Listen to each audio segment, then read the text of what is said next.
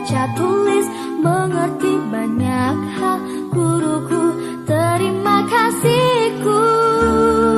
Nyatanya diriku kadang buatmu marah, namun segala maaf kau berikan.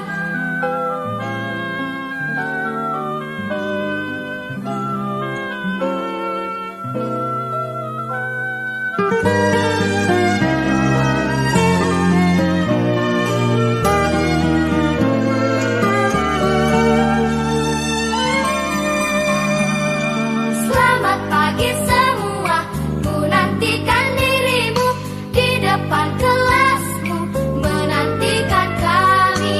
Guruku tersayang, guru tercinta, tanpamu apa jadinya aku? Tak bisa baca tulis, mengerti banyak hal.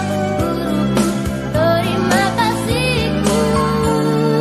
Nyatanya diriku kadang buatmu marah, namun segala maaf kau berikan. Guruku tersayang, guru tercinta, tanpamu apa jadinya aku? Tak bisa baca tulis, mengerti banyak hal.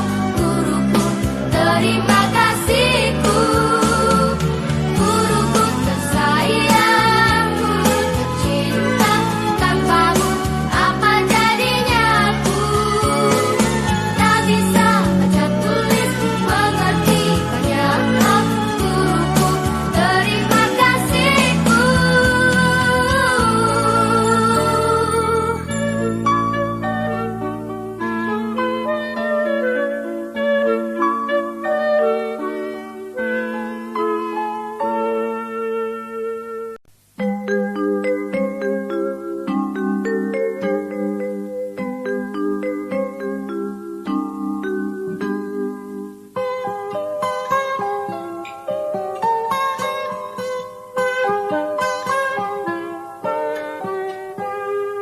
Pagiku cerahku, matahari bersinar, ku gendong tas merahku di pundak.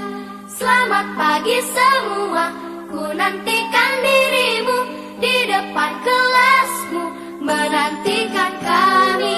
Guruku tersayang, guru tercinta, tanpamu apa jadinya aku? Tak bisa baca tulis, mengerti banyak hal. Guruku,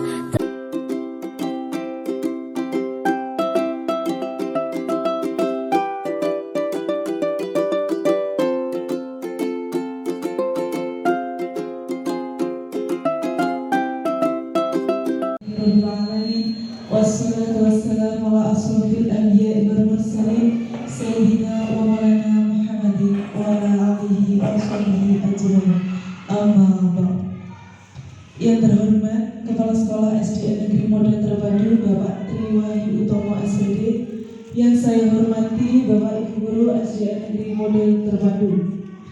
Pertama, marilah kita panjatkan rasa puja dan puji syukur kita kehadirat Allah SWT, yang mana atas berkat rahmatnya kita bisa berkumpul di ruangan ini dengan keadaan sehat walafiat. Sholawat yang mana kita bisa dituntut dari zaman-zaman Islamiyah, yakni Adinul Islam. Selanjutnya saya di sini sebagai pembawa acara akan membacakan susunan acara. Susunan acara yang pertama pembukaan, kedua sambutan, yang ketiga acara inti, dan keempat acara penutup.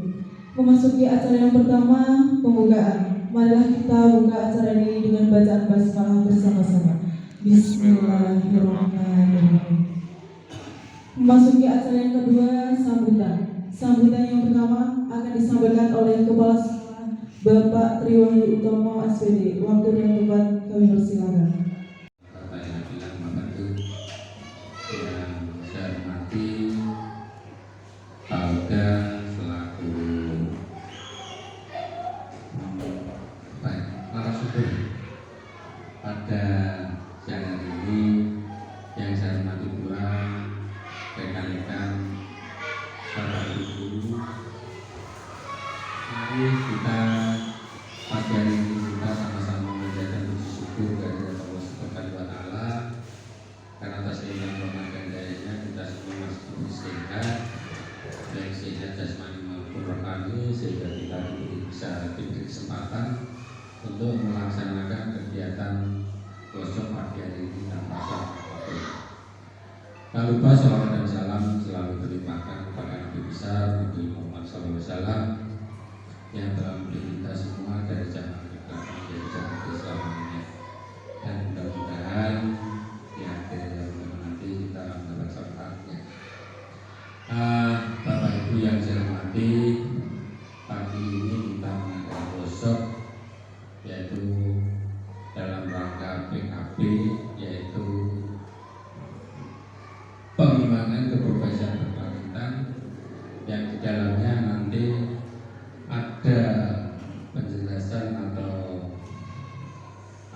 uraian kaitan dengan implementasi kurikulum merdeka. Tentunya tujuannya adalah untuk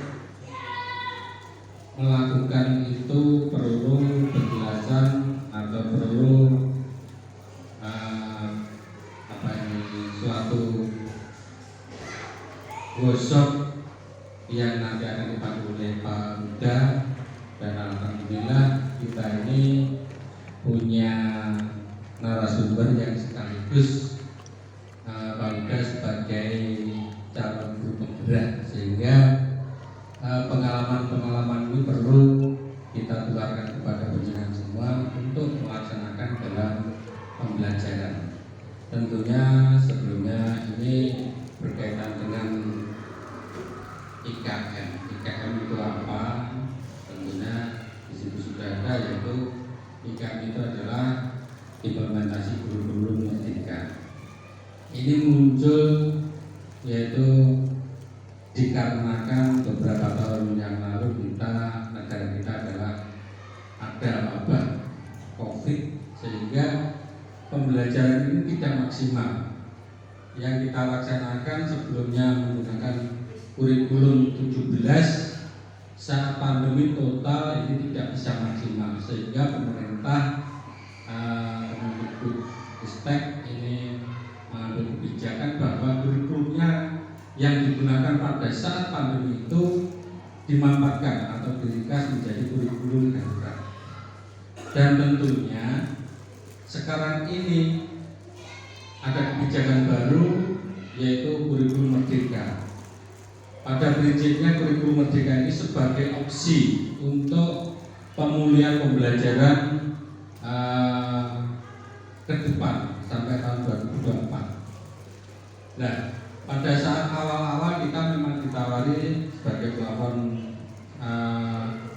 Merdeka Mengajar, itu ada 3 hal. Yang pertama mandiri belajar, kemudian yang kedua mandiri berubah, yang ketiga adalah mandiri berbagi. Nah, lembaga kita SDM Muda Cepat ini memilih yang kedua, yaitu mandiri berubah. Nah, tentunya dalam pelaksanaan nanti ini akan dijelaskan oleh Pak Huda selaku narasumber bagaimana implementasinya dalam proses belajar mengajar tersebut. Yang pada prinsipnya dalam IKM ini adalah kita diberi kebebasan untuk mengajar, namun ada faktor yang perlu kita patuhi. Pada prinsipnya endingnya yaitu nanti bagaimana menerapkan pembelajaran itu sehingga menjadi membentuk karakter anak-anak didik kita menjadi kebiasaan atau budaya yang dilakukan di lingkungan sekolah khususnya menjadi budaya yang lebih baik, sifat-sifat karakter yang lebih baik, dan ini nanti bisa diimplementasikan dalam kehidupan sehari-hari di rumah dan di masyarakat. Saya kira itu dari saya. Nanti mari kita dengarkan penjelasan-penjelasan yang akan disampaikan oleh Pak Huda berkaitan dengan workshop IKM ini dengan berjudul berbagi pemahaman budaya positif. Nah, ini sangat cocok sekali, nanti bisa diterapkan di lingkungan sekolah itu menjadi budaya yang positif, yang tadinya misalnya anak itu masih mengabaikan kebersihan, buang sampah, ini nanti bagaimana kebiasaan kesadaran diri anak-anak ini muncul sehingga menjadi budaya positif. Yang tadinya mungkin tidak pernah berjabat tangan, bagaimana cara membuat anak-anak didik kita menjadi budaya, menjadi kebiasaan kalau ketemu Bapak Ibu guru atau tamu, mungkin ini bisa diterapkan dalam kehidupan sehari-hari. Saya kira itu dari saya. Ada kurang lebihnya mohon maaf. Saya kira wassalamualaikum warahmatullahi wabarakatuh. Terima kasih disampaikan. Memasuki acara selanjutnya, acara inti workshop pengembangan profesi berlanjutan implementasi kurikulum merdeka dan budaya positif di sekolah SDN Negeri Mode Terpadu. Kepada Bapak Mintara Muda SPD SD, waktu depan kami persilakan.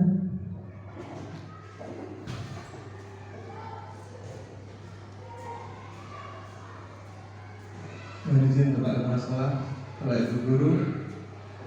Assalamualaikum warahmatullahi wabarakatuh. Waalaikumsalam. Alhamdulillah wa syukurillah wa ni'matillah wa la haula wa la quwwata illa billah. Selamat pagi teman-teman, Bapak Ibu guru SDN Mode Terpadu Bojonegoro. Mohon maaf di sela-sela kesibukannya kami ganggu untuk meluangkan waktunya sejenak untuk berbagi pengalaman, berbagi pemahaman tentang budaya positif di sekolah, khususnya di SDE tercinta kita. Seperti jargon kita menghadapi siswa itu be the best with love. Moto kita itu ya, be the best with love. Ini saya kira sejalan dengan budaya positif yang telah dikembangkan oleh Ki Hajar Dewantara yang sudah kami pelajari di pendidikan guru penggerak angkatan 7 Bojonegoro. Di sini saya tidak mau menggurui, tidak mau memberitahu panjenengan semua, tapi kita di sini belajar bersama. Mohon maaf jika nanti ada kesalahan atau kekurangan dari saya pribadi, langsung ditegur saja. Kita sharing sama-sama hari ini, gitu ya. Kelihatannya pagi-pagi masih sibuk.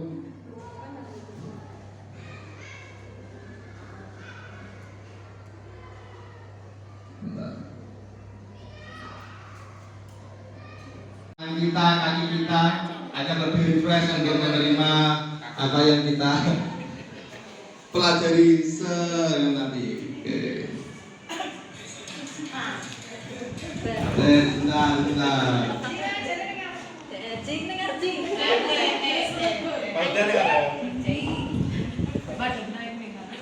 Mungkin.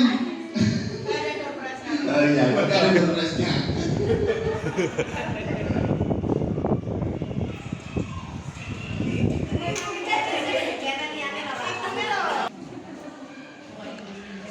Apa joget respon joget ya gitu.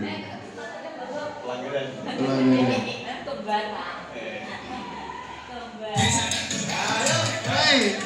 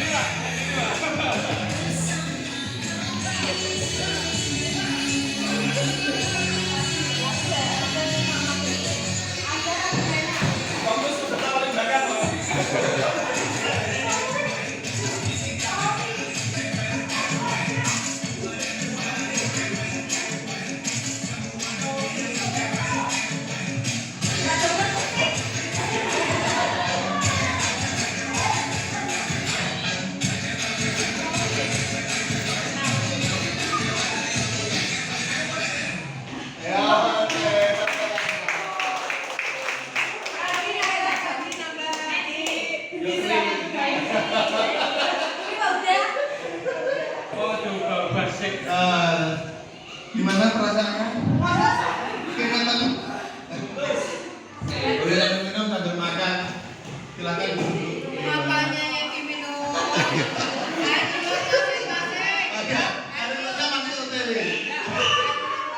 Budaya positif di sekolahku. Ada yang tahu budaya positif itu apa? Apa budaya positif budaya? Budaya itu apa sih? Pembiasaan. Budaya positif. Punya positif itu yang baik-baik ya. Baik-baik. Plus tanda positif. Plus ada plus. Budaya positif. Pengertian? Budaya positif itu apa? Budaya positif yaitu segala kebiasaan yang baik yang dilakukan. Itu budaya positif. Ya. Yang terus-menerus berkesinambungan dilakukan terus-menerus sehingga itu mampu membentuk karakter. Budaya itu seperti itu, seperti apa yang sudah kita laksanakan setiap pagi, berjabat tangan, 5S, senyum, salam, sapa, terus berdoa, terus salat duha. Nah itu termasuk budaya positif. Kalau itu sudah dilakukan berkali-kali menjadi kebiasaan, menjadi karakter di sekolah kita, ya itu dinamakan budaya positif. Manfaatnya apa? Manfaatnya bagi siswa apa? Memberikan pembiasaan. Memberikan pembiasaan yang baik. Apalagi? Membentuk karakter. Ya, manfaatnya membentuk karakter loh, 100. Membentuk karakter murid yang positif, bahkan karakter guru juga, sehingga bisa membentuk visi-misi yang baik bagi sekolah juga. Terus di bawah alam sadar anak itu akan terbiasa, akan dibawa langsung ke rumah menjadi kebiasaan. Beda seperti kalau kita suruh anak itu kebiasaan di rumah itu mereka budayanya sering main-mainan yang kurang bagus, nanti juga akan terbawa ke sekolah juga.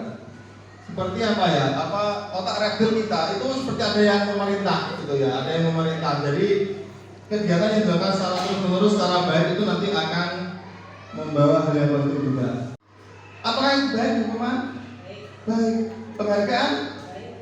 Ada baiknya juga ada tidak baiknya. Nah, nanti kita bahas. Kenapa kok peraturan hukuman penghargaan itu hanya timbul atas dorongan eksternal saja? Yang baik itu apa nanti? Yang baik itu apa? Jadi yang baik itu mulainya dari kesadaran diri sendiri atas keyakinan yang mereka percayai. Ya. Yang baik itu adalah kesadaran dari diri sendiri atas keyakinan yang mereka percayai, yaitu timbulnya nilai-nilai kebajikan. Nilai-nilai kebajikan itu adalah nilai-nilai yang disepakati bersama, disepakati oleh siswa, oleh guru, oleh kepala sekolah, oleh komite. Yaitu nilai-nilai kebajikan. Yaitu tidak lepas dari suku bangsa, agama, bahasa maupun latar belakangnya.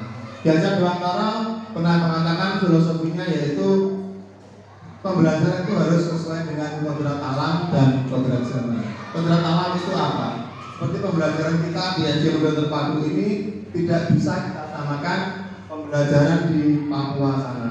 Bahkan pembelajaran di sekolah itu kita tidak bisa disamakan. Itu namanya sesuai dengan kodrat alam. Tapi kita tidak bisa melepas dari kodrat zaman juga. Seperti apa yang dikatakan oleh Sayyidina Ali, didiklah anakmu sesuai dengan zamannya, jangan didik anakmu sesuai dengan zamanmu. Jadi kita nggak bisa mengajari anak kita itu sesuai dengan apa yang kita dapatkan dulu. Kalau kita dapatkan dulu kan, kalau nggak bisa langsung menghapus, lempar, gitu ya. Oh nggak bisa bakalan goblok gitu ya. Dulu kan seperti itu. Tapi kalau anak sekarang seperti itu sudah sekarang. Dulu kita pembelajarannya manual, pakai kartu dan lain-lain. Tapi sekarang sudah ada gadget. Kita juga tidak bisa melepaskan gadget itu dari anak-anak. Itu contoh di kelas 6 lah ya, Pak Jabar. Sekarang itu kita sudah menggunakan HP ya. Ini sesuai dengan filosofi Ki Hajar Dewantara. Tidak melepas dari zaman mereka. Tapi harus terkontrol juga. Gitu ya. Nah, nilai kebajikan itu antara lain yaitu profil pelajar Pancasila, dinaungi oleh 6 dimensi profil pelajar Pancasila. Apa 6 dimensi profil pelajar Pancasila? Beriman dan bertakwa. Beriman dan bertakwa. Itu yang pertama. Terus yang kedua, kelas 1 sama kelas 4 ya harusnya apa? Ya, akhlak mulia. Gotong royong. Nah, ini beriman dan bertakwa kepada Tuhan Yang Maha Esa dan berakhlak mulia. Yang kedua, mandiri, menanamkan sifat mandiri kepada anak-anak. Ya, kalau mau kemanapun, mereka seperti kelas 1 misalkan belum bisa mohon maaf pipis atau memakai celana sendiri. Bukan kita yang pakai celana, tapi kita ajari mereka untuk bisa mandiri dan lain-lain. Bergotong royong, intinya segala sesuatu harus kita laksanakan sama-sama. Berkebinekaan global, bernalar kritis dan kreatif. Teori kontrol yang oleh Dr. William Glasser itu melalui satu, ilusi guru mengontrol murid. Guru itu tidak dapat memaksa murid, melainkan murid mengizinkan dirinya untuk dikontrol. Jadi kita tidak bisa memaksa murid untuk suka pelajaran kita. Ayo dengarkan gitu kan, biasanya kita seperti itu ya. Tapi yang belakang itu mainan sendiri. Itu biasanya murid itu nggak bisa kita kontrol seperti itu. Tapi kalau mereka merelakan dirinya untuk dikontrol, itu baru mereka bisa kita arahkan kemanapun gitu. Itu teori oleh William Glasser yang pertama. Yang kedua yaitu bahwa semua penguatan positif, efektif dan bermanfaat. Penguatan positif atau bujukan adalah bentuk kontrol yang mempunyai dampak siswa akan menolak. Ya, bujukan biasanya kita bujuk. Ayo kita dengarkan apa yang saya katakan, yang Pak Uda katakan. Ayo nanti kalau mau mengikuti Manfitri, nanti kamu tak kasih hadiah. Nanti kamu bisa makan gratis di kantin selama 2 hari berturut-turut. Itu bujukan ya, bujukan. Siswa itu bisa menolak dan juga ketergantungan. Oh, kalau saya begini nanti pasti dibujuk lagi. Dapat jajan gratis itu, pasti anak merasa ketergantungan juga. Yang ketiga yaitu bahwa kritik membuat orang merasa bersalah. Sebenarnya kita sering ya kritik anak-anak. Ya. Dengan secara tidak sengaja itu kita sering kritik anak-anak. Dapat mengembangkan karakter, membentuk identitas gagal, membentuk citra diri negatif. Dengan kritik dari kita itu merasa anak-anak itu apa ya? Merasa dirinya itu gagal. Pasti itu ada rasa apa ya? Orang dewasa itu memaksa mereka untuk melakukan hal yang seperti apa yang kita katakan, yaitu itu tidak efektif dalam jangka panjang. Tapi kalau jangka waktu pendek, ayo dengarkan. Kalau nggak dengarkan, dari ketika kasih ngangkal misalkan nanti amin. Tapi Pak Gua sudah menanamkan apa ya? Menanamkan di sini. Oh, dulu yang dikatakan Pak itu seperti ini, jadi harus saya ikuti terus. Atau memsofa mungkin nanti diangkat jadi kepala sekolah di SD Bangkilan anak-anak ya. Ke kostum di sini. Bentuk hubungan permusuhan juga. Nah, itu pasti kamu dirasani, kamu jenengan dirasani oleh murid-murid. Kalau kita memaksa itu biasanya, ya kan? Orang dewasa itu kan cenderung memaksa. Ayo, Pak Putri itu marah-marah, selalu maksa saya. Tapi jangan kira, tahu dah ya. Tahu dah sukanya marah-marah ya. Kalau ngajar terus, apa itu? Dirasani di belakang. Itu menimbulkan permusuhan juga. Terus merubah stimulus menjadi teori kontrol. Nah ini loh. Nah, kecil, katakan. Stimulus respon itu kebutuhan kita sama. Kalau stimulus respon. Tapi kalau teori kontrol, kebutuhan setiap anak itu berbeda. Jadi anak A sama anak B itu kebutuhannya berbeda. Jadi penanganannya tidak kita hantam rata ya. Jadi berbeda-beda. Susah ya. Susah ya. Kita memahami karakter salah satu. Makanya di kurikulum setuju dengan apa yang dikatakan oleh Deddy Corbuzier ya. Deddy Corbuzier itu mengatakan bahwa anaknya itu tidak pandai dalam hal matematika, tapi tidak dileskan matematika. Kenapa? Karena Deddy Corbuzier dulu itu juga agak pandai matematika, tapi dileskan matematika. Peningkatannya hanya sedikit dari 6 ke 7. Kan tapi dilihat potensinya apa? Potensinya di bidang seni, dia dileskan seni agar apa? Agar anaknya itu semakin terasah kemampuannya. Nah itu yang mau diharapkan oleh diajar Dewangkara nanti kepada siswa-siswi Indonesia ini. Tapi tergantung kita lagi. Kurikulumnya sudah bagus, kalau kitanya nggak bisa mengimplementasikan dengan baik di sekolah ya, itu hanya sebuah kurikulum, hanya sebuah kertas yang kita laksanakan. Makanya ya kita harus usaha sama-sama. Gitu ya. Nanti lanjut aja. Oke. 3 motivasi perilaku manusia. Ya, manusia itu punya 3 motivasi untuk berubah, ya, untuk mendisiplinkan diri. Yaitu dari Dian Dosen. Ya, dalam bukunya Destruction School Discipline, menyatakan ada 3 motivasi perilaku manusia. Yang pertama untuk menghindari ketidaknyamanan atau hukuman. Ini yang sering kita lakukan. Anak itu cenderung menurut pada kita itu untuk menghindari ketidaknyamanan atau hukuman. Misalkan anak yang nggak pakai topi, nggak pakai ikat pinggang atau terlambat di sekolah, mereka berusaha untuk berangkat pagi ke sekolah, mereka berusaha untuk menggunakan seragam yang baik. Itu pasti kalau ditanya kenapa? Takut dihukum, ya kan? Nah, ini adalah tingkatan terendah dari motivasi itu, tingkatan terendah yang paling rendah, dan ini berlangsung tidak lama.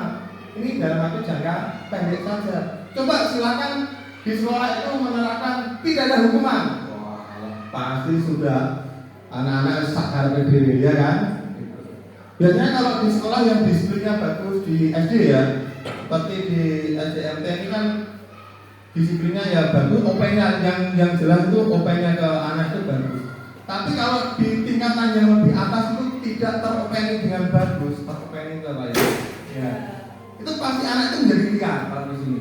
Mungkin kalau dilihat di sekolah ya kan, di SMP, kalau keluaran kita itu kalau selalu berjenjang itu pasti bagus. Tapi kalau sudah beda dengan apa penanaman karakter kita, ya pasti anak itu akan apa ya, merasa keluar dari realnya, ya kan?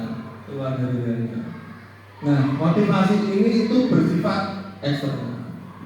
Yang kedua, untuk mendapatkan imbalan. Nah, ini juga sering kita lakukan. Nanti kalau kamu dapat nilai 100, kamu saya kasih juta. Ini bagus, tapi ada kelemahannya. Kelemahannya apa? Kelemahannya suatu tingkat di atas motivasi yang pertama tadi. Ini lebih bagus dari hukuman tadi, ya kan? Di sini orang itu berperilaku untuk mendapatkan imbalan atau penghargaan dari orang lain. Orang dengan motivasi ini akan bertanya apa yang akan saya dapatkan apabila salah melakukannya. Misalkan kalau kita nanti berbuat baik, pertama dikasih imbalan, gitu ya. Tapi lama-kelamaan kalau kita tidak dikasih imbalan, pasti kita akan bertanya. Anak-anak kita itu akan bertanya, apa yang saya dapatkan kalau saya makan ini, Pak? Kalau saya mengikuti apa yang Bapak perintahkan, saya dapat hadiah apa?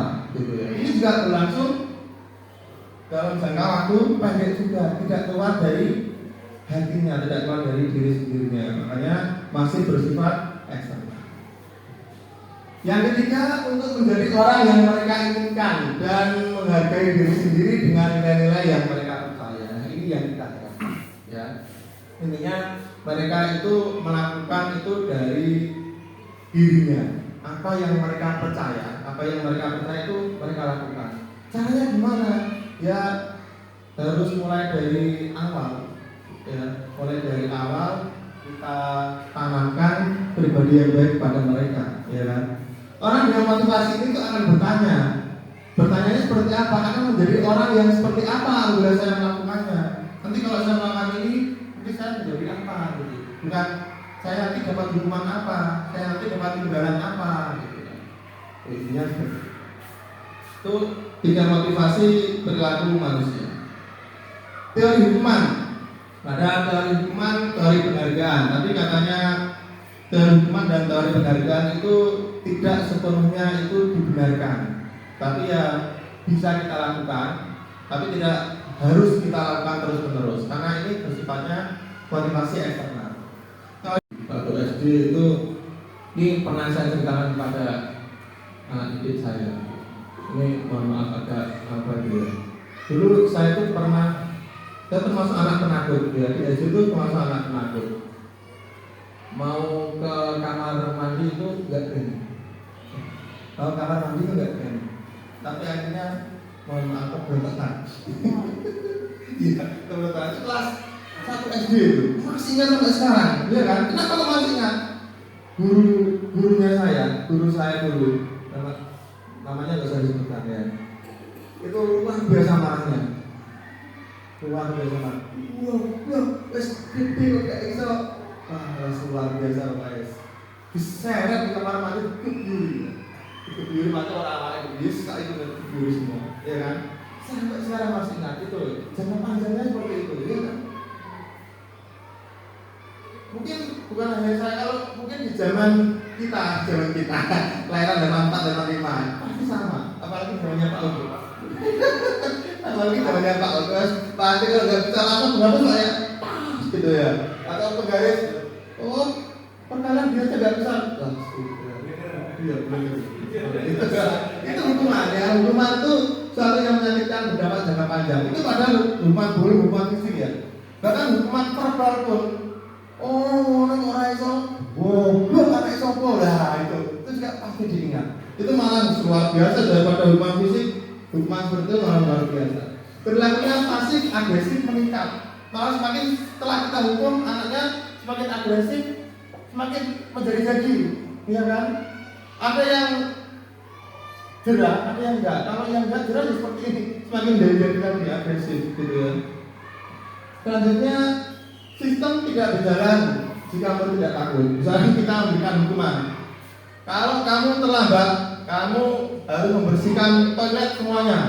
Kalau anak nggak takut, ya wes paling toilet kalau catatan akan berjalan aku santai aja ya gitu. Itu nggak berjalan sistemnya kalau anak nggak takut ya karena hukuman tadi.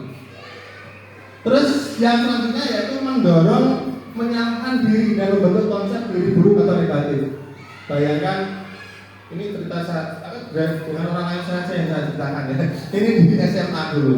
Saya tuh di SMA dulu pernah ngambil mangga, bukan mencuri ya, ngambil mangga di sekitar apa itu lingkungan sekolah di SMA saya itu, ya kan? Ngambil mangga, saya kira ya boleh ngambil mangga di situ, karena kan miliknya sekolah, karena kan tidak boleh. Itu dihukum di depan pas upacara itu suruh gigit mangga. Mangga itu suruh gigit ini. Yang melihat siapa? Yang melihat itu semua peserta. Bayangkan ya. Oh, kalau malu ya luar biasa malunya. Artinya ya itu membentuk konsep dirinya itu buruk. Oh, saya itu ternyata buruk. Ya, saya itu negatif. Apalagi waktu SMA ya, malu. Kalau kita malu nggak ya? Jelas malu. Kalau cowok-cowok nggak apa-apa ya kan, ngambil mangga. Kalau cowok-cowok yang malu, mangga belikan bisa ya. Kemudian anak belajar menyembunyikan kesalahan. Nah ini biasanya kalau dihukum dia nggak berani mengakui kesalahannya karena takut karena dihukum. Berarti akhirnya dia menyembunyikan kesalahannya. Ya kan seperti ya sudah kita lakukan, ya kan? Gitu. Biasanya kalau anak misalkan mengambil barang milik temannya itu nggak ada yang ngaku karena takut dihukum. Karena dia nggak merasa bersalah karena takut dihukum, makanya dia nggak ngaku. Selanjutnya mencoba mengontrol anak dengan penguatan negatif, yaitu membayar impas kesalahannya. Kalau kamu melakukan ini, jadi hukumannya ini. Jadi merasa ada imbal balik gitu. Kalau dengan hukuman ini merasa impas, nah itu nggak bagus juga. Dampak pada murid yaitu marah, merasa bersalah, rendah diri, mengasingkan diri. Ini apalagi bagi anak yang pendiam. Tapi bagi anak yang nakal, ya atas tadi ini sistem tidak bersama di murid tidak takut tadi. Kalau anak yang berdiam ini mungkin kalau ada murid marah, merasa bersalah, biasanya dimarahin bukan gurunya, tapi di rumah anaknya, namanya di rumah, bilang sama orang tuanya. Rendah diri, ya merasa bahwa dirinya itu bersalah, gitu. Ya rendah diri, mengasingkan diri, mojokan, tonton sama temannya. Teori penghargaan. Nah, kita sering juga memberikan penghargaan, walaupun penghargaan itu bagus lah, kamu hebat sekali. Terus diberikan bintang, apalagi diberikan jajan. Kalau berhasil kamu tak kasih permen, apakah itu nggak boleh? Boleh. Tapi kalau dilakukan secara terus-menerus, nanti dampaknya juga kurang bagus juga. Yaitu pengaruhnya jangka pendek dan jangka panjang, menyebabkan ketergantungan tadi. Kalau saya melakukan ini menjadi ketergantungan, gitu ya. Menimbulkan kekecewaan jika tidak mendapat penghargaan. Makanya mulai dari K13 itu kan tidak boleh mencantumkan peringkat di raport. Kalau bagi yang dapat peringkat baik pasti orang tuanya suka, anaknya juga peringkat berapa? 1 gitu ya. Bagi yang tidak, saya belum lihat gitu ya. Pasti cenderung kecewa karena dia nggak mendapatkan penghargaan. Selanjutnya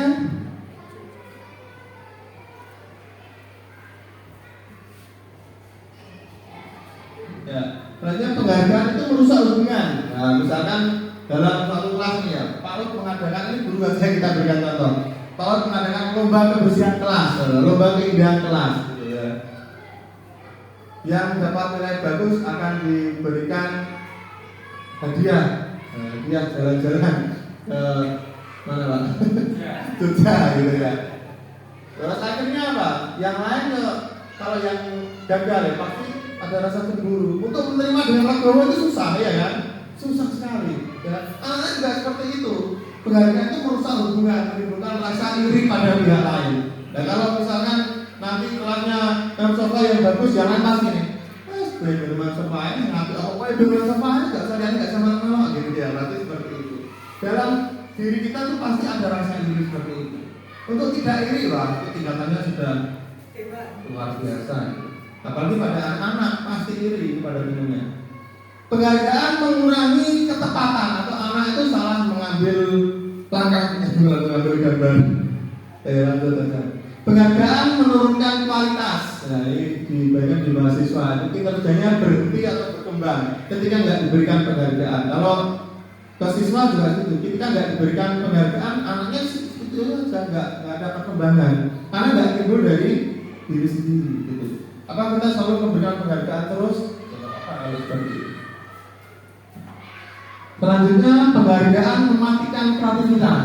Nah, karena itu cenderung sampai di penghargaan itu aja, kreativitasnya terbelenggu, nggak bisa berkembang. Penghargaan menghukum. Jika satu penghargaan diharapkan, namun Anda tidak mendapatkannya, Anda akan merasa dihukum. Seperti kita lomba, ya kan? Lomba. Kalau kita dalam lomba, kita tidak bisa mendapatkan juara satu. Kita tuh seperti terhukum. Oh, saya nggak bisa mendapatkan juara satu. Masa gimana ya? Bersalah gitu ya. Masa terhukum. Ya lanjut ya. Nah, ini 5 kebutuhan dasar manusia. Yang pertama, kebutuhan bertahan hidup, yaitu bersifat fisiologis, langsung saja. Yang kedua, kasih sayang, seperti kita, ya kan, guru-guru juga sama, ya kan, kebutuhan hidup kita kasih sayang juga, ingin dikasih sayangi, ya kan. Apalagi kalau yang suaminya jauh itu kan pasti merasa kurang kasih sayang. Dan ketiga, penguasaan. Penguasaan itu kebutuhan pengakuan atau kemampuan. Aku pintar tapi tidak dilakoni ya. Ini namanya kebutuhan penguasaan, gitu ya. Ini namanya kebutuhan penguasaan. Anak juga seperti itu. Kalau iba, ya, aku padahal ya pintar, aku padahal ya sering bantu bapak ibu guru, tapi saya nggak pernah diakui. Gitu ya. Itu namanya penguasaan. Yang keempat yaitu kebebasan, yaitu kebutuhan akan pilihan. Anak itu juga perlu kebebasan, perlu apa ya? Bebas untuk memilih apa yang akan mereka terima. Yang kelima adalah kesenangan, yaitu kebutuhan untuk merasa senang. Nah, ini dari kebutuhan-kebutuhan itu ada 5 posisi kontrol seorang guru. Coba nanti yang sering kita lakukan itu yang mana? 5 posisi kontrol seorang guru itu yang mana? Yang pertama, guru itu sebagai penghukum, sering kan? Tidak dilakukan, hukuman fisik maupun verbal. Itu yang saya jelaskan tadi di awal. Misalkan anak melakukan kesalahan yang kita melakukan, kamu itu loh melakukan seperti itu sudah hukuman itu. Guru itu penghukum itu. Dengan nada yang keras itu juga penghukum. Itu yang sering saya lakukan. Bukan mungkin ya sebagai menasihati diri sendiri aja ya kan. Dengan nada yang keras itu sudah sebagai penghukum. Itu namanya penghukum verbal itu, ya kan? Nada yang keras. Apalagi kita hukum, ayo sana memberikan sampah, ayo sampahnya dibuang ke sana bagi yang tidak mengerjakan tugas gitu. Apalagi seperti itu. Atau berdiri di pojok sambil pegang telinga, kenapa telinganya kotor langsung megang ya? Membuat merasa bersalah. Nah, ini biasanya Pak Jabar yang melakukan. Atau main mobil ini, biasanya dengan nada rendah, ya kan? Kalau kita dengan nada rendah, anak itu merasa bersalah. Ayo kau kamu itu kalau melakukan itu bisa dimulai Pak gitu ya. Itu anak merasa bersalah. Nah, itu masih kontrol seorang guru. Boleh seperti itu boleh. Ya kan? Ini biasanya ibu-ibu itu. Tapi biasanya ibu-ibu penghukum juga sering ya. Penghukum juga sering. Dengan nada rendah. Biasanya kalau kita teriak-teriak, anak di kelas ya semakin ramai ya kan. Tapi kalau kita dengan nadanya diri, ayo kenapa harus melakukan seperti itu? Kamu gak kasihan sama ibu. Kalau kamu seperti itu nanti ibu ya jadi kepala sudah hamil nanti lagi ya. Ya kelas belajar gitu ya. Itu membuat rasa bersalah. Bisa diterapkan di anak. Sebagai teman, ya kan? Guru pada posisi ini tidak menyakiti murid, tapi menjadi teman. Itu biasanya dilakukan oleh Pak Bagas. Belajar menjadi teman, ya kan? Kamu loh ya, kalau melakukan seperti itu, jangan seperti itu. Ayo, kamu bisa belajar dengan baik.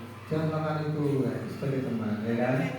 Intinya tidak menyakiti hati murid, gitu juga. Tidak membuat murid merasa bersalah, tapi bagi teman itu seperti apa ya? Seperti teman itu sangat berarti kan biasa ya. Serasa teman. Iya, serasa teman. Tapi ya tergantung. Pemantau. Permainan. Sebagai pemantau itu apa? Pemantau itu berarti mengawasi. Ya, sebagai guru itu mengawasi itu sebagai pemantau. Pada saat kita mengawasi, kita itu bertanggung jawab atas perilaku yang kita awasi. Kita hanya mengawasi aja dari kita. Nah, ini yang kelima. Yang kelima ini yang harusnya kita miliki, yaitu sebagai manajer. Sebagai manajer. Manajer itu bukan hanya kepala sekolah, tapi manajer itu adalah guru. Guru itu adalah pemimpin pembelajaran, gitu ya. Guru itu adalah pemimpin pembelajaran kita. Kalau kita bisa menempatkan kita sebagai manajer, pasti anak itu akan terus ikat pada kita. Yaitu posisi di mana guru itu berbuat sesuatu bersama dengan murid, ya kan? Melakukan sama-sama dengan murid, mempersilahkan murid mempertanggungjawabkan perilakunya, bertanya dulu. Nah, ini seperti apa? Kalau di posisi manajer nggak sesuai, bisa kembali ke pemantau sama sebagai teman atau merasa bersalah sebagai menghukum, silakan. Ini tidak serta-merta manajer itu baik. Jadi kelima-limanya ini harus tergantung kebutuhan apa. Tapi kita nggak bisa sebagai penghukum terus, berat terus ya kan, penghukum terus, darah tinggi. Kita juga nggak bisa membuat merasa anak itu selalu bersalah terus, nggak bisa. Tergantung keadaan juga. Untuk lebih jelasnya, mungkin kata-kata saya terlalu berlibat, ya kan? Kita lihat video ini penanganan siswa terhadap 5 posisi kontrol tadi, ya kan? Kita lihat sama-sama.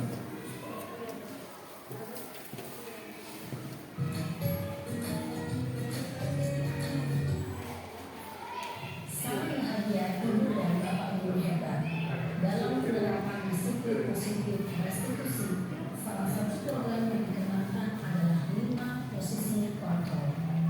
5 posisi kontrol dan restitusi adalah proses perjalanan seorang pendidik agar dapat mengenali dunia. Pada video kali ini, kita akan membahas tentang 5 posisi kontrol yang dikenakan oleh posisi dan contoh penerapannya.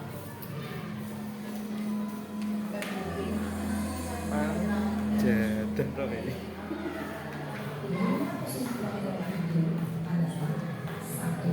Posisi tertentu, 2. Posisi pembuat masalah mesra, 3. Posisi teman, 4. Posisi pemantau atau monitor, dan 5. Posisi manajer. Untuk lebih memahami kelima posisi tersebut, mari kita saksikan kasus kemarin yang terlambat hadir di sekolah dan melihat bagaimana kelima posisi kontrol dalam menghadapi masalah tersebut.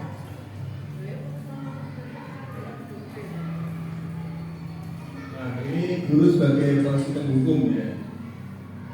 Kita lihat.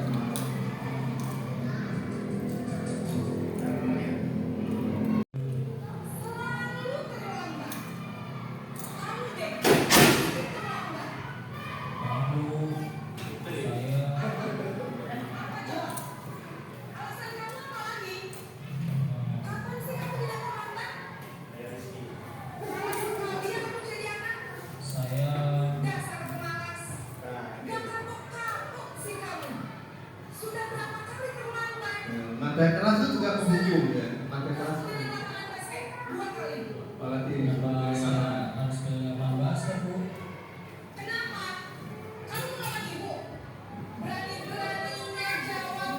bayangkan kalau anak SD gimana itu? Langsung penting di tempat itu.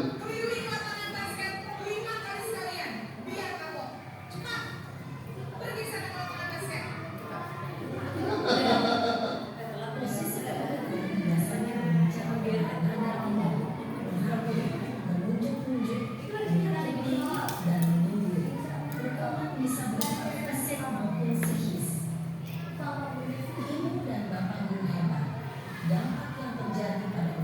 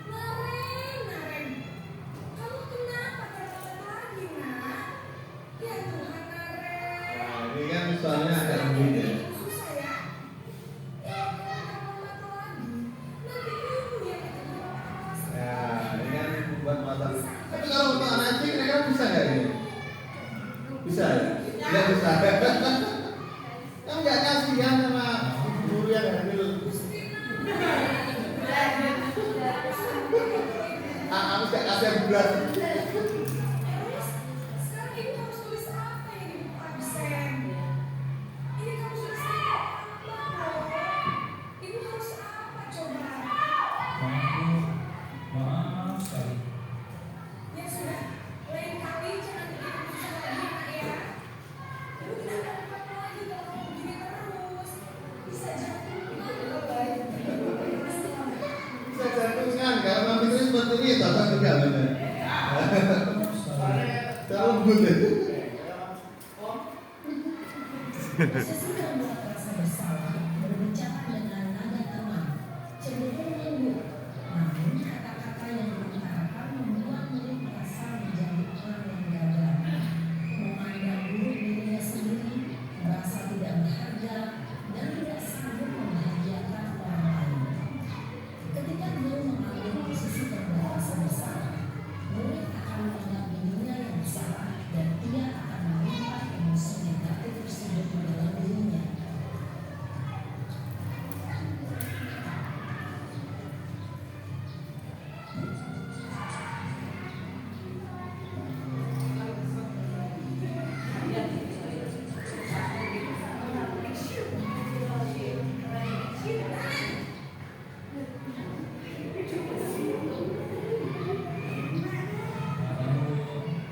Wah, sudah jam berapa ini nak? TPTP kayak sama temennya. Iya Bu, habis guru saya membangunkan saya Bu. Kamu akan jadi orang yang ribut. Kamu bukannya akan yang paling kencang. Kok terlambat sih? Dia posisikan sebagai teman. Kalau sosial kita ke anak SD tidak bisa sebenarnya. Bisa. Ya sudah sana. Nanti lain kali larinya lebih kencang lagi ya. Biar gak terlambat lagi. Bikin salah ibu demi ibu. Bisa kan? Bisa Bu. Memang mungkin ya. Akhir-akhir kamu pasti bisa gitu ya. Udah sih gak usah absen kamu. Kamu ini ada-ada saja.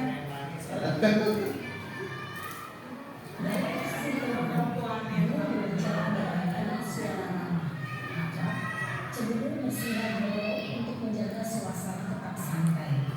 Murid akan merasa senang, aman, dan akrab dengan guru. Identitas yang tercipta adalah identitas sukses atau berhasil. Namun, ini ingat, karena ini masih berhubungan eksternal, maka ada faktor ketergantungan dalam murid kepada orang tuanya. Di sini, guru absennya, sehingga dalam waktu, murid bisa berperan aktif, namun hanya kepada orang tuanya saja.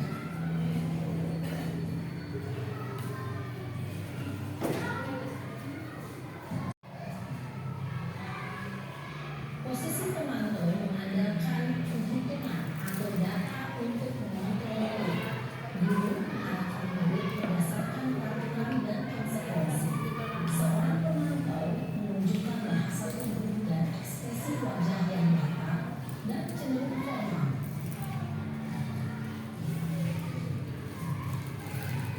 Nah, ini yang kelima yang harusnya kita miliki yaitu sebagai manajer ya.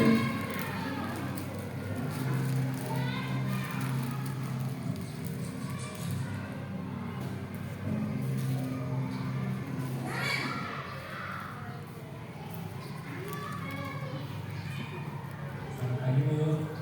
Selamat pagi Ren. Maaf Bu, saya terlambat.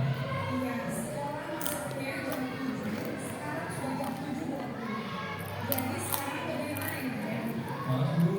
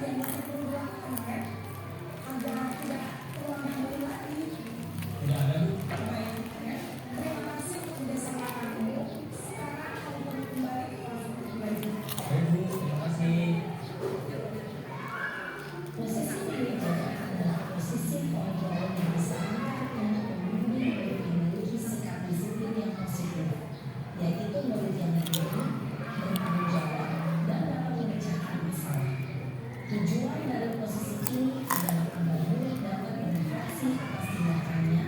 Guru akan terus memberikan pertanyaan-pertanyaan bermakna sehingga membuat murid dapat belajar dari kesalahannya dan mencari sebuah solusi untuk menyelesaikannya.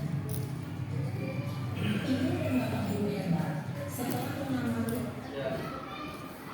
Nah, dari kelima posisi kontrol tadi, harusnya yang sering kita lakukan setiap anak melakukan kesalahan itu yaitu yang sebagai polisi manajer, yaitu menanyakan dulu kenapa kok terlambat. Kalau terlambat ya, kalau dia mengambil barang milik orang lain ya kita tanyakan dulu, kita stabilkan identitasnya, terus kita tanyakan keyakinan apa yang sudah mereka langgar dan harusnya apa yang harus kita lakukan, kita tanyakan. Jadi kita tidak serta-merta langsung menghukum mereka, terus membuat mereka bersalah, gitu ya.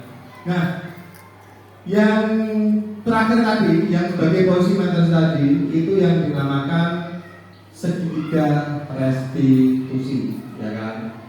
Mungkin Bapak Ibu bertanya keyakinan kelas atau keyakinan sekolah. Nah, keyakinan kelas atau keyakinan sekolah itu kita dapatkan dari mana? Kita dapatkan dari musyawarah semua guru. Kalau keyakinan sekolah ya, musyawarah semua guru bersama murid bersama orang tua itu namanya keyakinan sekolah.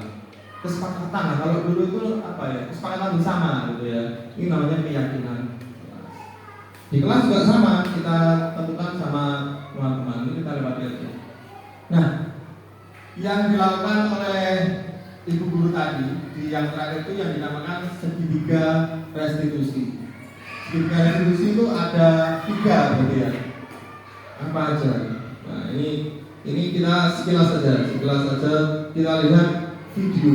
Ini yang juga pernah saya lakukan kepada siswa kelas 6, membuat video segitiga restitusi, yaitu menangani sebuah kesalahan dengan cara segitiga restitusi. Intinya tidak menghukum mereka, tidak membuat mereka bersalah, tapi menguatkan mereka agar bisa memperbaiki dirinya di kemudian hari. Mari kita saksikan. Salam dan bahagia ibu dan bapak guru hebat. Pada video kali ini kita akan membahas tentang salah satu program disiplin positif yang diterapkan di lingkungan sekolah yang dikenal dengan nama restitusi.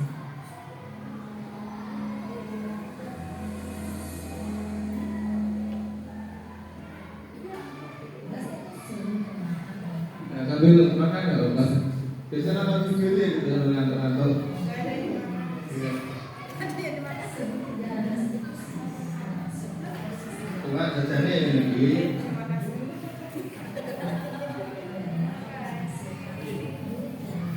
Kurang keras ya?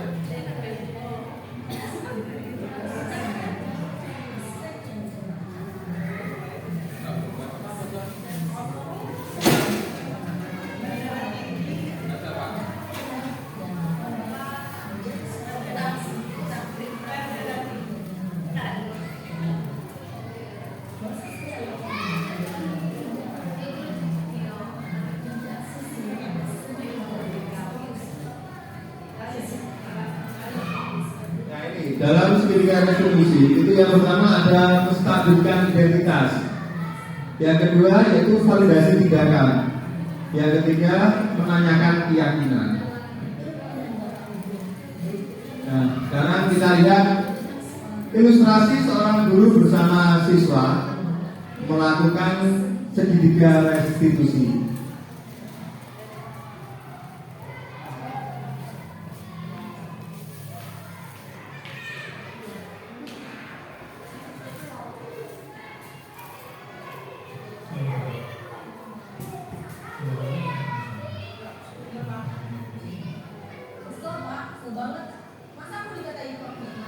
Terdengar ya?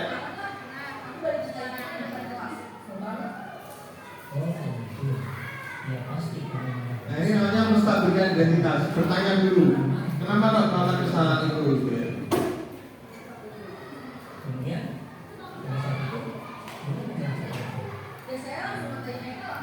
Ini yang kedua, validasi tindakan yang salah.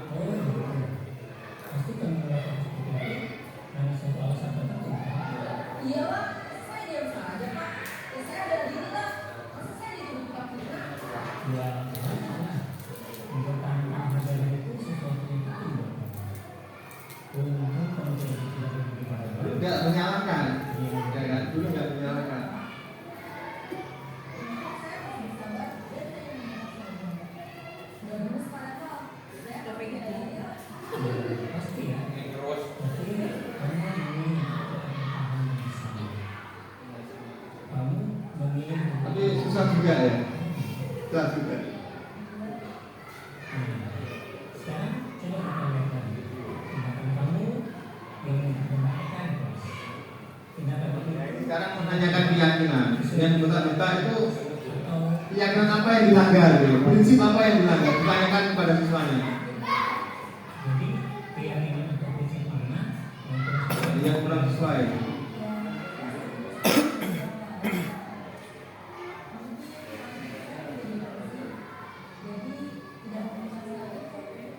kamu meyakini menghargai orang itu penting buat kamu. Yakin lah Pak. Iya, setuju. Kita harus saling menghargai. Namun ada juga keyakinan yang seperti itu. Anak SD malah gampang loh. Anak SMA itu yang susah gitu ya. Ya, saya bisa kayaknya aku lebih benar sendiri. Bayangkan kalau kita seperti itu, wah luar biasa ada generasi kita. Kira-kira kamu bersedia memiliki masalah ini? Sedia Pak. Kalau kamu melakukan seperti ini, kamu akan menjadi seperti apa?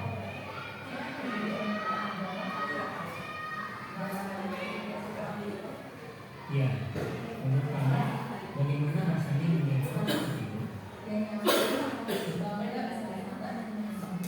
Baiklah kalau begitu. Ya, kita pikirkan bagaimana memperbaiki masalah ini.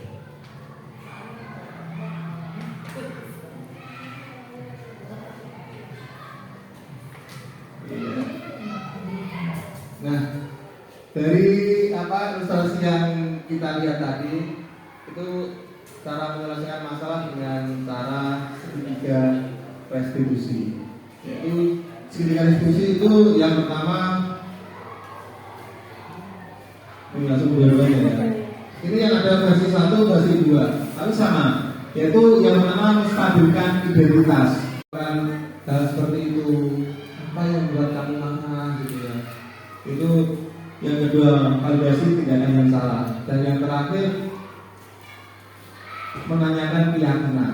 Keyakinan apa yang sudah kamu langgar.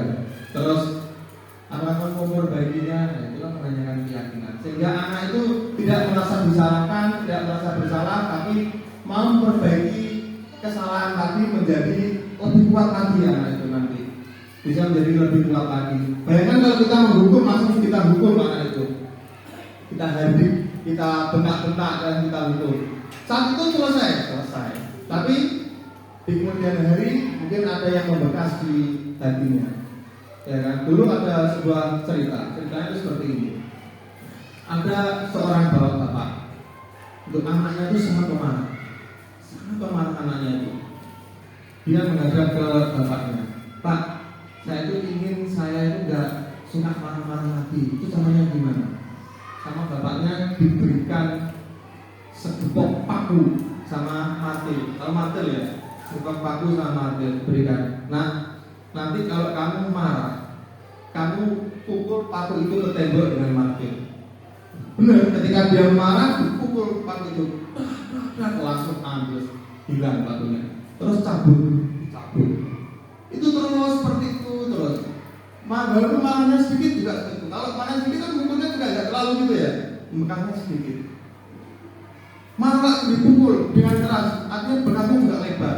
Setiap dia marah dengan sejadinya, bekasnya juga lebar. Ketika kita marahnya sedikit, pasti juga membekas. Kan paku kan. Nah, itulah yang terjadi pada kita. Seorang guru, seorang orang tua yang sudah punya anak, ya kan? Sedikit saja kita membentak anak, pasti akan melukai hatinya.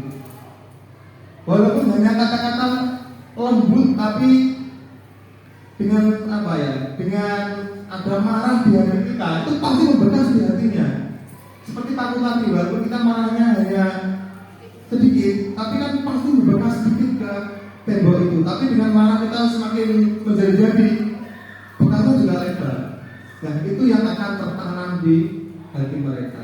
Dengan kita membentak anak, itu katanya ilmuwan itu, satu sel otak positif mereka itu putus. Ya, itu dengan membentak mereka itu. Ya, kira-kira seperti itu. Dan begitu juga dengan kita. Kalau kita itu dimarahi kan, kita juga tidak suka kan ya. Begitu juga dengan anak. Nah, makanya caranya dengan segitiga tadi. Dan apakah kita nggak boleh marah? Ya boleh. Perlu juga marah, tapi kan kita tidak serta-merta setiap ada masalah kita selalu marah-marah, selalu menghukum, selalu membuat mereka merasa bersalah. Nah, itu akan tertanam di hati mereka dalam waktu jangka pendek, bahkan jangka panjang yang sudah pernah kita alami, mungkin saya juga pernah mengalami. Itu skenario segitiga restitusi. Nah, ini menstabilkan identitas. Itu ya apa? Kira itu. Nah, ini tugas on sebenarnya. Tugas on. Silakan membuat skenario segitiga restitusi. Cara menyelesaikan masalah pada murid panjenengan semua. Gitu ya. Mungkin ada pertanyaan atau hal-hal yang kurang berkenan atau apa? Kalau bisa saya jawab ya saja, kalau nggak bisa saya lemparkan lagi. Karena pengetahuan saya juga sebatas ini, gitu kan ya. Ini hanya kita sharing pengalaman aja. Sebenarnya apakah saya sudah melakukan? Sebagian sudah melakukan, sebagian lagi juga belum, karena memang berat. Kalau kita seperti membagikan telapak tangan seperti ini, biar ini memang sangat susah. Tapi paling tidak kita sedikit demi sedikit sudah mau berubah. Dengan kita berubah saja sudah bagus.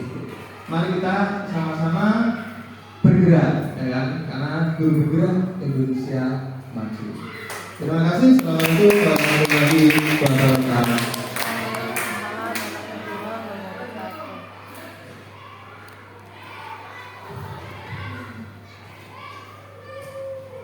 Terima kasih disampaikan. Memasuki acara yang terakhir penutup ada doa.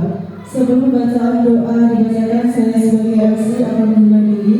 Apabila ada salah kata yang disengaja ataupun tidak, saya minta maaf yang sebesar-besarnya.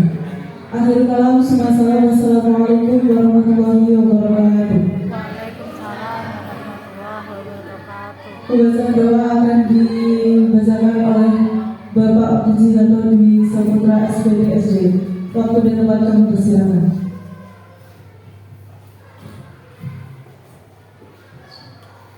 Terima kasih. Sebelum doa, ini ada beberapa yang ingin saya sampaikan, ingin saya tanyakan. Pertama, alhamdulillah luar biasa dari pemaparan yang disampaikan Pak Huda tadi. Saya merasa sangat tertampar. Dari situ, terutama teori hukuman dan teori penghargaan. Dari kedua teori itu yang saya lakukan selama ini, Pak. Ada hukuman, ada penghargaan. Tapi ternyata menurut teori yang dipaparkan Pak Huda itu banyak sekali sisi negatifnya. Dan yang saya tanyakan itu, apakah ada teori selain dua teori itu yang mungkin cocok untuk kita tanamkan ke anak-anak? Terus apakah teori hukuman dan teori penghargaan itu ada sisi positifnya? Ya tadi kan diceritakan banyak sekali sisi negatifnya. Karena anak-anak itu kadang itu ada yang harus dihukum dan juga ada yang harus dihargai. Ternyata dari teori-teori itu banyak sekali sisi negatifnya. Itu yang pertama. Yang kedua itu posisi guru itu yang paling baik tadi sebagai seorang manajer. Apakah setiap anak itu kita harus memposisikan sebagai manajer atau kita itu memposisikan sebagai penghukum atau apa, tergantung dari karakter anak. Karena anak itu kadang kalau kita hanya posisi sebagai manajer, ada anak itu yang karakternya tidak bisa dengan manajer, harus dengan penghukum gitu. Apakah kita harus menguasai posisi semuanya atau bagaimana, Pak? Itu mungkin yang bisa saya tanyakan, Pak. Terima kasih. Sebenarnya saya jawab dulu ya. Iya, Terima kasih. Tadi sudah dibahas. Memang penghukum sama sebagai penghargaan itu tidak serta-merta baik, juga tidak serta-merta buruk. Kalau dalam teori yang disampaikan tadi itu ada baiknya, ada buruknya. Terus bagaimana yang baik? Yang baik adalah ya kita kembalikan ke keyakinan mereka. Kita sebagai seorang guru itu menuntut mereka sesuai dengan keyakinan yang sudah kita sepakati. Kita kembalikan ke keyakinan kelas. Kalau kalian melanggar ini, keyakinan kelas apa yang sudah kita langgar? Kalau kalian mau berbagi, apakah itu baik juga? Ya ada kelemahannya. Tergantung karakter masing-masing siswa juga. Misalkan ada anak yang terlalu arogan atau apa gitu. Kalau anak itu dihukum, anak itu semakin jadi-jadi. Tapi kalau anak itu diberikan penghargaan, itu bisa lebih baik. Ya itu bisa kita gunakan tergantung tergantung situasi dan kondisi lingkungan, juga situasi dan kondisi anak juga. Yang paling bagus kalau diterangkan di situ ya itu kita arahkan mereka ke keyakinan yang mereka mereka sepakati, mereka yakini itu keyakinan apa yang sudah mereka langgar. Kita arahkan mereka untuk menyadari apa yang mereka lakukan itu salah. Kalau mereka sudah menyadari, akhirnya mereka bisa memperbaiki diri. Gitu. Penghargaan bisa, tergantung tadi situasi keadaannya. Terus untuk tadi sebagai mengucapkan 5 klausul kontrol Pak ya, 5 klausul kontrol. Apakah kita harus menghukum aja atau sebagai manajer saja? Ya tidak. Ya tergantung tingkat kesalahannya anak. Kalau anak itu yang bisa kita kita arahkan dengan menghukum, ya kita dengan menghukum. Tapi lambat laun kita tidak serta-merta terus dengan cara sebagai penghukum terus gitu. Memang yang paling bagus ya manajer. Kenapa? Kita itu tidak mencederai hati mereka. Kita tidak tidak membuat mereka itu merasa bersalah, tapi menguatkan hatinya untuk memperbaiki diri. Tapi apakah itu bisa diterapkan oleh semua siswa? Ya belum tentu. Belum tentu juga. Ya kan kita tergantung kita sebagai seorang guru, sebagai seorang manajer, sebagai seorang pemimpin pembelajaran di kelas, kita harus tahu karakteristik setiap siswa kita.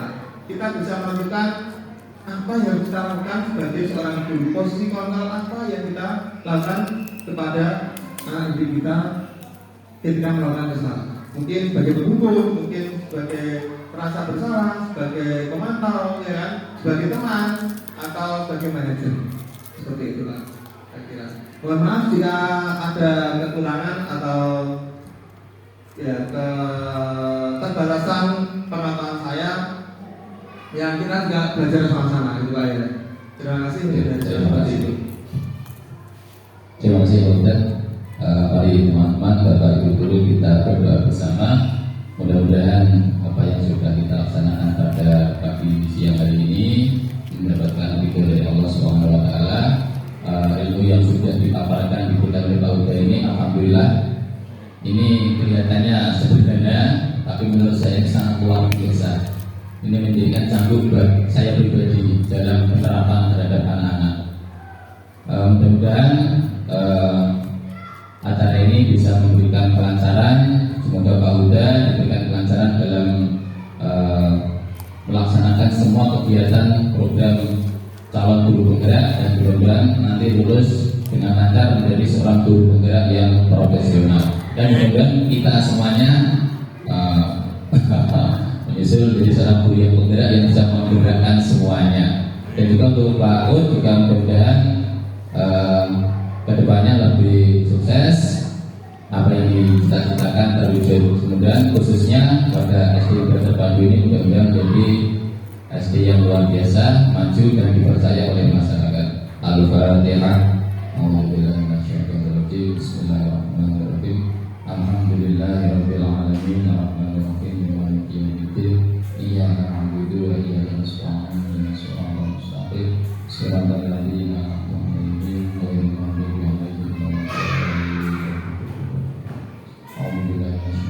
Bismillahirrahmanirrahim. Alhamdulillahirabbil alamin.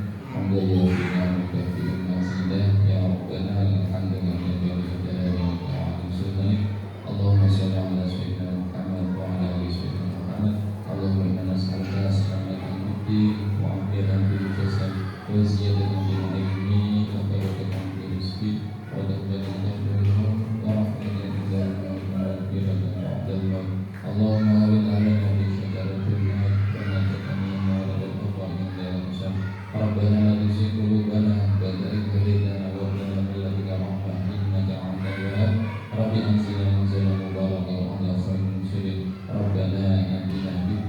hasanah wa fil akhirati hasanah wa qina adzabannar.